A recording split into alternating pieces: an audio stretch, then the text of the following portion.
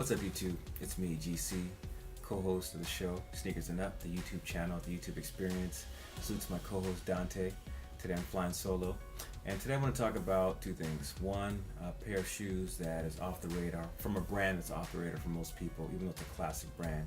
Then I want to also talk about a big change that I think is happening with the sneaker game, or is going to be happening with the sneaker game. So let's get right into it. So here we have, boom, a pair of K-Swiss. Salute to anybody who already knows what K-Swiss are. K-Swiss is a brand that's been around for a long time, very classic silhouettes. This shoe right here is called the SI-18, and this is actually a collaboration between K-Swiss and a Nigerian-American designer named Anwar Carrots. And as you can see here, this is the shoe. And normally it's blue and white. As you can see here, it's white and orange. The lighting's not so great here, but it is a white shoe. And what happened was that Anwar took the shoe and put his own personal touches on it. So as you can look closely here, there's the K-Swiss logo with orange and blue instead of the white and blue. And then one thing I really like about the shoe is the flags that was added to it. So Anwar has a personal connection to all these countries: Japan, the United States, Nigeria, and the Virgin Islands. I also have a connection to all these countries as well. I could talk about that at a later time, but I don't want to bore you. So here's the shoe here. So what I like about the shoe is the fact that it's different. Not too many people are rocking K-Swiss. On top of that, not too many people are going to have this shoe because it's a collaboration and it's a little bit different than what you're normally going to see. Okay, it's a classic kind of tennis silhouette. If you look closely, you can see the gold. I don't know if it's aglets or like lace locks or whatever those things are, brackets. Those are all added to it. I really don't like this orangish color, but anyways, here's the shoe here. You can also see the countries on the tongue. Inside, it says Carrots as well. Just a simple shoe, but the fact that it's just off the radar is something different. I come from an era where you didn't wear what everybody else had. You wanted something a little bit different. I like this shoe. I like the connection to all these countries. So anyways, that's the shoe here. If you guys are into other brands or have even thought about it, I highly recommend it because, it's good to have, the popular stuff, but it's also good to have something, in my opinion, that not everybody else is rocking. So here we got the K-Swiss. Look into K-Swiss if you're into K-Swiss. There's a lot of other things, Fila, Diodora, blah, blah, blah. Moving right along. So, the next thing I want to talk about is a big change I think is going to be happening with the sneaker game. Before I talk about this change, I want to talk about a parallel change that's already happening.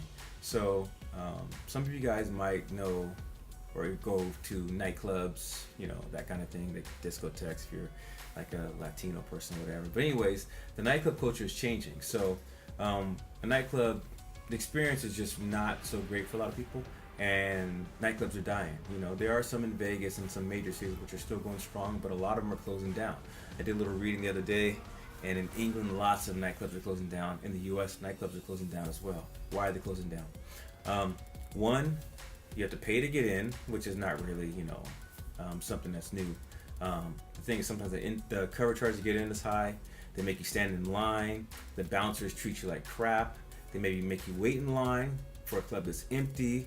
They have a dress code they want to try to enforce, which may be, a little bit unreasonable. Then you get inside, and then no one's dancing. Everybody's on their phone. You want to order a drink. The bartender tries to pretend like you're not standing there, and tries to give you attitude when you're trying to order something. And then when you do order something, it's watered down, or it's really expensive, or all the above. So just like that makes the experience really awful. And then on top of that, if you're a single guy and you're trying to meet somebody in a club, well, everybody's on their phone, everybody's like not dancing, and then people are in their groups and they don't really want to interact. So it just makes the experience not so great. And the reason why these clubs are dying is because people have other alternatives now. People aren't going to clubs anymore. They're just, being social in the gym. They have all these apps for dating and so on and so forth. So they're no longer needing to go to clubs, and that's why a lot of these clubs are closing. So what's the parallel to sneakers? Well, the thing is, as we all know, with all the limited shoes, hype shoes, they're really hard to pick up. And because of that, a lot of people are really frustrated with it. Well, one thing that's changing this is the fact is that now there's a lot of fakes out there of all these shoes, Travis Scott ones, 4s, Off-White ones, Yeezys. And the thing is, these fakes look exactly or almost identical to the authentic thing. So what my speculation is that in a short amount of time, maybe a year or two, the majority of people are going to stop paying the resale prices, because if I want a pair of Off-White ones, I have Off-White Prestos here. This is an authentic pair I bought from StockX. These are not cheap. But the thing is that, if I can get a pair, or if someone can get a pair that looks exactly like this, and I don't care about like, me saying anything about, I just want to wear them. I don't want to tell anybody about it. I just want to wear them, have them on my feet. Why would I pay $800? Why would somebody pay $800?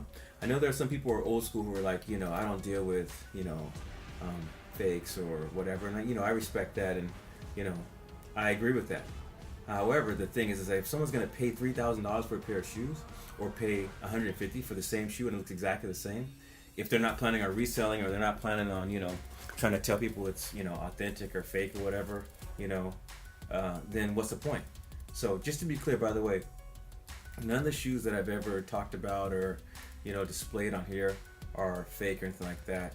That's not what I associate with this channel and that stuff. So let's just be clear about that. But the point is that now what's happening is that people are going to decide that I don't have to pay these resale prices. I can get the same shoe for a cheap amount for these inauthentics, and I can get these inauthentic shoes which look exactly the same, and I get the same thing. I get the look, it feels the same, and I can wear them and feel good, and I don't have to pay the prices. So what's going to happen is now all these resale prices are going to drop, because to a certain extent, because a big portion of that market is going to no longer be there.